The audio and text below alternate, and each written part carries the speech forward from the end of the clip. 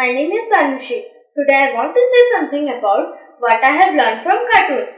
Cartoons are the best memories of our childhood. Cartoons were able to connect us with the world of imagination.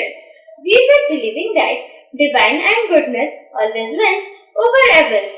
Every problem has a solution. More you spread joy, more happy you will be.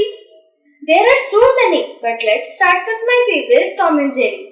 They taught me the friendship that I can enjoy with my friends, my siblings, and my family members. Mickey, he taught me to be a good person so that I can find goodness in others. Scooby, never be afraid of scoring up. Take it easy policy. Richie Rich, never be ego. Be kind and gentle. Aladdin, nothing is impossible. You just start it and never give up. Dale and Chip, science does not matter. You can rock the world. Mr. Bean, there is a naughty child inside you. Let's not kill him. At last, I want to say something that, apart from teaching, there are little things that matter. Family is important, friendship is a gift, teamwork pays off, and never give up.